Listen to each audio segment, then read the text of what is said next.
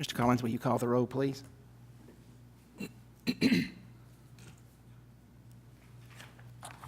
Yes, sir. Commissioner Burks, Present.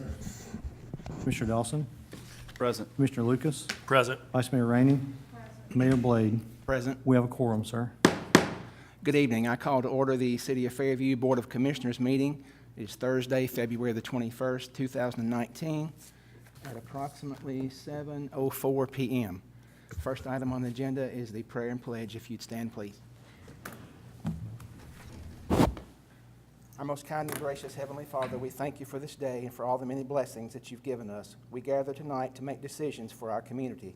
May we use only our best skills and judgment, keeping ourselves impartial and neutral as we consider the merits and pitfalls of each matter that is placed before us, and always act in accordance with what is best for our community and our fellow citizens.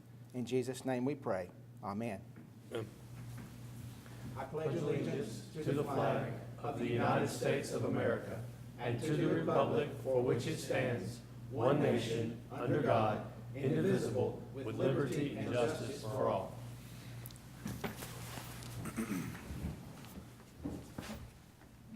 Item 4 on the agenda is approval of the agenda and executive session announcements. Move to approve. Second. I have a first by Commissioner Lucas, a second by Commissioner Burks. Any further discussion? Hearing none, we go to roll call vote. Mr. Collins? Commissioner Lucas, Aye. Commissioner Burks, Aye. Commissioner Dawson, Aye. Commissioner Rainey, Aye. Mayor Blade. Aye. Motion carries. Thank you. Item 5, public hearings. We have none tonight. Item 6, citizens' comments. Let me,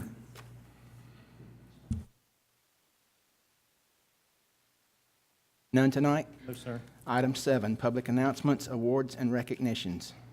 Subtitle A, Leaf and Chipper Service Forum. Mr. Collins. Yes, Mayor, members of the board, as you're aware, we've worked for the past year to make some changes to our services as they relate to the chipper service and the leaf service. We have some information that Mr. Paisley in the back has pulled up from our website, but I want to walk through just some basic information on how we arrived at where we are.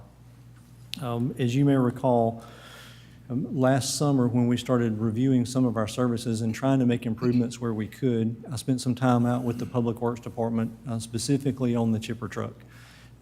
Not so much in the leaf service, we weren't there yet, but I did spend about 5 months on the chipper truck. 2 weeks of those were 2 straight weeks for us to catch up, and then once we established a schedule, I rode that chipper truck every Tuesday for the next 4.5 months.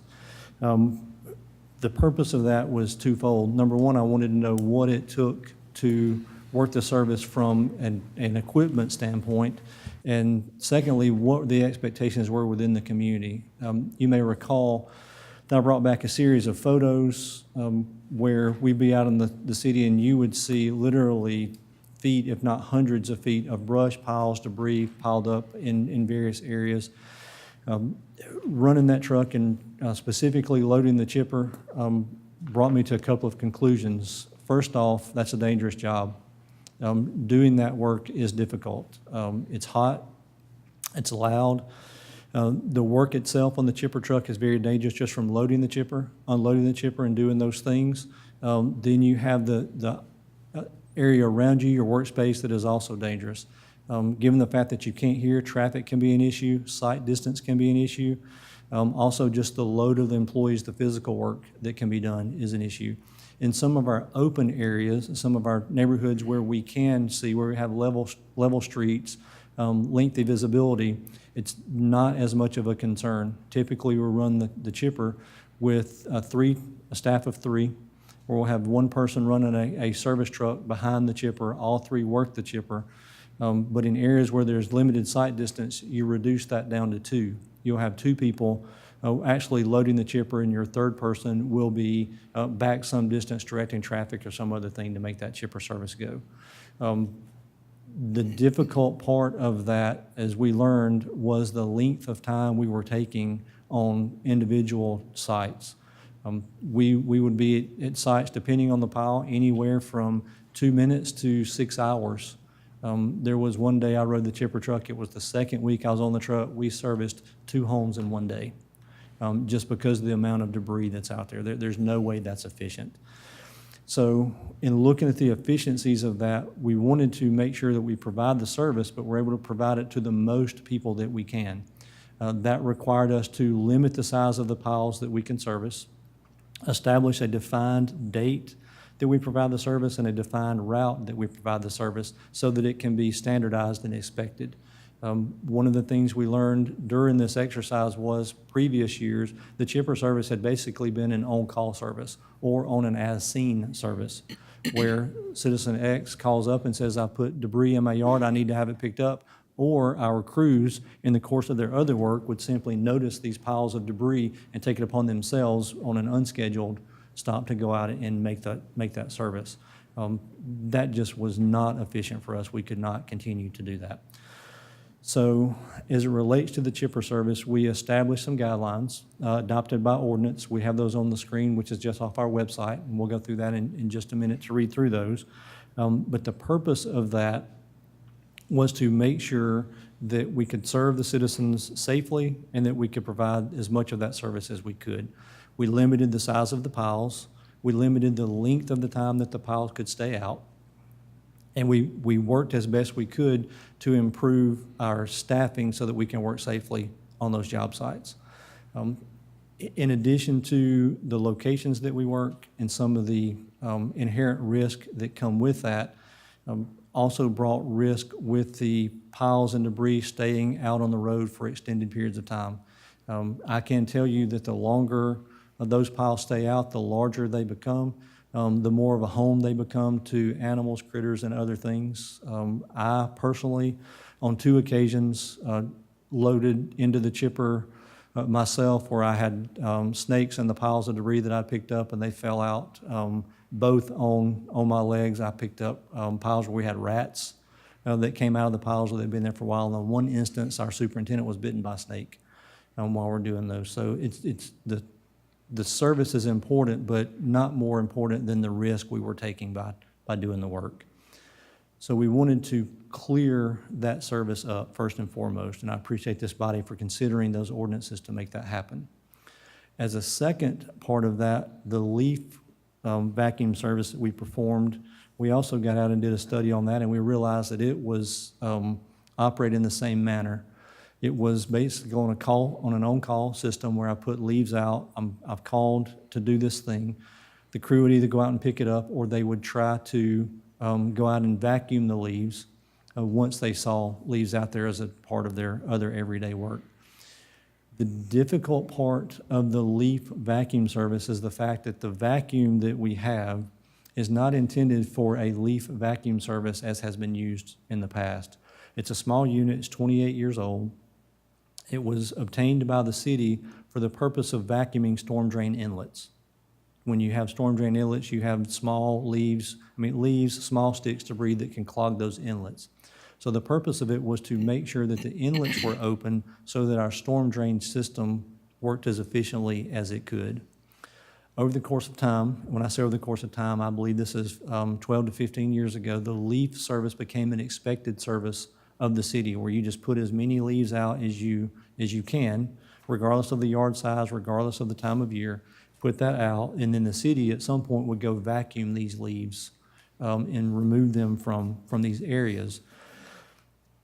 In reviewing this system, just as we reviewed the chipper service, we noticed a couple of things right off. First, the on-call system just is not efficient. There's no way you can adequately perform that task in that manner. Secondly, what we learned was that we were defeating our own efforts to keep our storm drain inlets clean. By that, I mean we were encouraging citizens to rake or blow their leaves out to the edge of the road on their property, which is in our storm drain system. So rather than the leaves or other debris being in a lawn or some other place, we encouraged that those items be placed in our storm drain system, which we were attempting to maintain with our 28-year-old vacuum. That caused a problem with the vacuum system itself being able to maintain the storm drains, obviously. The second issue that causes is degradation of the storm drain system itself. If you look around where you get a heavy rain event, if you have that ditch or that storm drain that's full of leaves, limbs, and debris, that water has to go somewhere. Typically, it goes out into the street or into a yard or under a storm drain inlet or outlet of some area. So as we look at the city, we took a comprehensive view of our storm drain inlets and outlets. We learned that most of that damage and some of the flooding was brought on by the fact that we encouraged our citizens to bring their unbagged leaves to the storm drain area that we needed to maintain flow. Lastly, a part of that is we learned and inspected some of these areas was within some of our driveways, particularly driveways that have gravel drives, not concrete or asphalt drives, but we have a large number of corrugated pipe storm drains under those driveways, anything that's effectively not paved. Over the course of time, those corrugated inlets and outlets had been driven over or crushed, which limited the ability for water to enter or exit those storm drain inlets and outlets. So in an effort to work backwards from this, what we actually did, as simple as it sounds, was put a floor jack or floor lift on the chipper truck.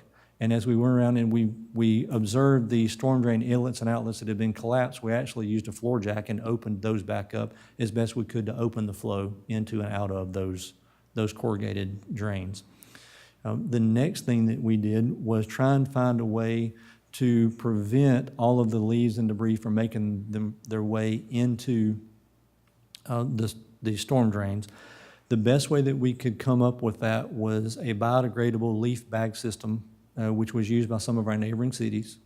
That the cities purchase these bags, we make them available to the public at no cost, and we do a maximum of 10 at a time. They're 30-gallon biodegradable bags. Any citizen can come in, sign in, we put those bags on the road, or they put them out in their yard. Our staff then goes through every Tuesday, and we run the same leaf route as we run as a chipper route. So we've made every Tuesday, the first through fourth Tuesday of each month, chipper route or leaf route, depending on the time of year. So there's some standardization into those routes. We establish the months of the year when we do leaf and months of the year when we do service, our chipper service. We've also posted those routes with those dates on our website. I'll ask Keith to scroll down. But on our website, fairview-tn.org, if you go to Public Works, you'll find this information. And this Keith, you may have to scroll back up. There should be, if you'll go under Departments and Services, go to Public Works, you'll see some initial information, but midway of the page, you'll see highlighted in blue, we have all of the downloads for our brush and chipper waste defined. What is brush and chipper waste?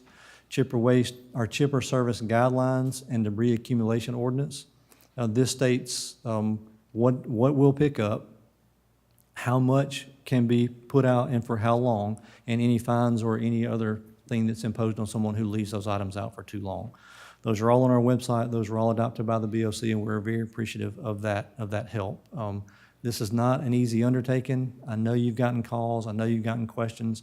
But again, our purpose is to provide the most service we can in the most efficient manner. Specifically as it relates to the leaves, and then we'll scroll down, but we had a couple of locations where there were literally tons of leaves on the ground at a couple of homes. I got with our staff to ask how long in the past had it taken. One report I got back was that at one home last year we spent 3.5 days from Monday morning until Wednesday afternoon and loaded 18 truckloads of leaves. A truckload is roughly 4,000 pounds. So you're talking 70,000 pounds of wet leaves from one home. There's no way we can provide that service. It's just not reasonable. So we've worked to improve that as best we can. We want to make sure we're doing it correctly. If something doesn't work, and I'm not just talking about a complaint or someone we can assist through the process, but if we notice that our systems aren't working, we're willing to change those. So far, they've been largely successful.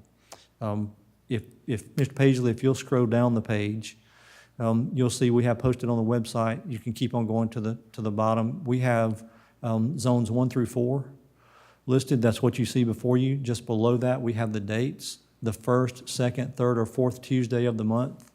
You can scroll back up, Keith, and I apologize. Just at the top left of that, just center up the map, Keith, if you would. Thank you.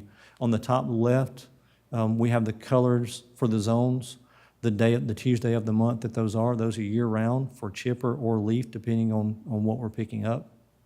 And that's the best we could do to make sure everyone gets equitable service across the city. That's a very, although it doesn't sound like a very brief overview as to what we've done and why we're doing it. I'd be glad to answer any questions that anyone has or assist anyone that has concerns about that. So, And if by chance someone does not have website access, they could contact the city and have that mailed to them. they certainly can. As a matter of fact, we're going to send out a postcard mailer that will give this information, so anyone will be able to log on to see that information. If they don't have access to that, they'll be able to call me or our Public Works Department directly. We'll direct them as to where they need to go. We were hesitant to send mailers out. We considered sending the mailers out after the chipper service season and before the leaf service season. But to err on the side of caution and make sure we didn't miss something through both seasons, we wanted to make sure that we had a chance to run both of those. We're confident that they work. The mailers will go out during the month of March. That will be ahead of the chipper service. And if there's any questions that follow up behind that, our staff will certainly work with anyone to make sure we've assisted them as best we can. And Mr. Collins, if I recall correctly, so it's been on the website for quite a while. Yes, sir. It's been discussed in this meeting numerous times. Yes, sir. I believe it was in the Observer. I think Ms. Stevens did an article or two about it. Yes, sir. And you're not on Facebook, but it's been on Facebook quite a bit too, so. Yes, sir. But we're still planning on sending out some kind of mailer. Yes, sir. Can we also get this printed out and put somewhere in the lobby, here and Public Works maybe, for a little while? We will actually have a map available here. You may recall that when we drafted the zones, Williamson County GIS assisted us with the map that you see there. That entire map will be available at City Hall and at Public Works. Outstanding. Thank you, sir. Yes, sir. Any other questions? Discussion? Thank you, Mr. Collins. Yes, sir. Thank you. Item 8, staff comments and monthly reports. City Manager, Mr. Collins. Yes, Mayor. As a follow-up to our operations, as you're aware, we're doing some monthly reports to walk through. From the administration side, I can let you know, obviously, from the work we've done tonight, that we're close on getting this information complete. We think the system will work. If it doesn't, then we're open to making any changes there. The restructuring of the Public Works Department is now complete. As you're aware, you've sat on some of those meetings, so those services have begun. Brian Bassell, who is formerly in the Parks, is now part of the Planning Department to assist us with some of our codes enforcement as we move forward there. So we're pleased with that work. The amended budget that we have on the agenda tonight, I'll ask that be deferred. We'll move that to March 7th, but we're 3.5 months ahead of schedule for our amended budget. So financially, we're good there, and all other operations of the city seem to be functioning as we hoped that they would. So generally a good report for you tonight as far as how we're operating generally. Right, thank you, sir. Yes, sir. 8B, City Attorney, Mr. Potter. Mr. Mayor, my office recently met with Mr. Collins and Ms. Johnson regarding the Fairview personnel policy. We have that, and we are working on that, and we hope to have those reviewed and have a draft back for your review in a couple of months. Thank you, sir. Thank you, sir. Item 9, consent agenda.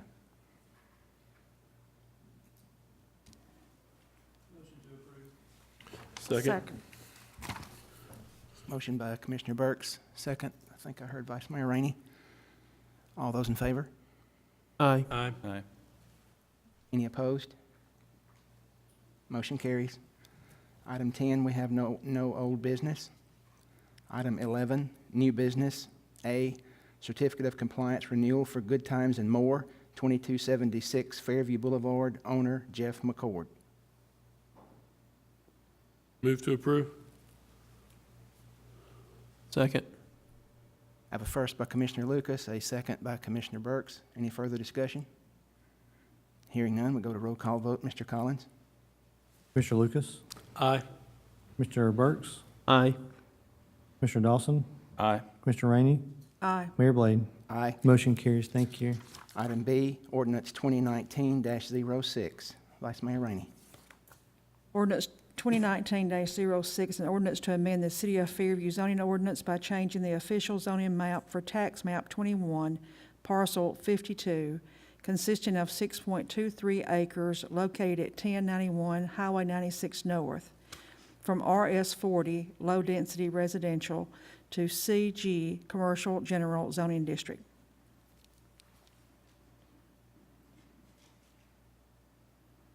I'd ask to open discussion.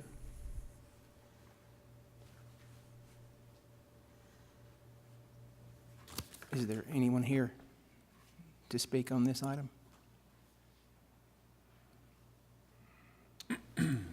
Mayor, you may recall that this item was considered at the most recent Planning Commission meeting, and it comes to the BOC with an unfavorable recommendation. Yes, sir. Is there someone here to?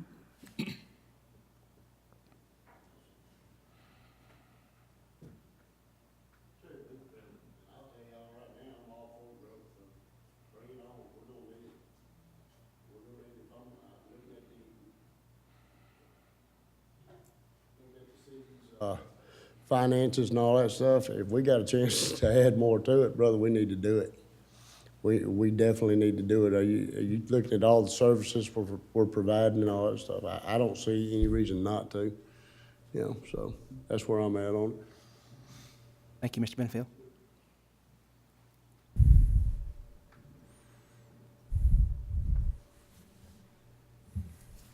Is there a motion?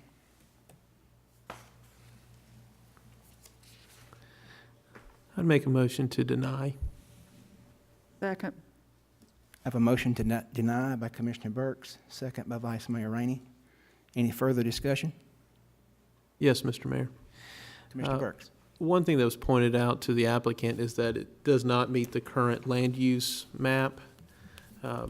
It's currently still zoned residential in that area, if I recall. Is that correct, Mr. Collins? Yes, sir, it's RS40. All right. And one issue we would have is there is one piece of commercial that's been there for quite a while, and that's Varden's Body Shop. And this is there would be one house in between these two pieces of commercial property that we would create an island of residential stuck in the middle of that. And the other issue that was brought up is that we have a comprehensive plan that's being worked on as we speak, which should be presented, I believe, next month in draft form.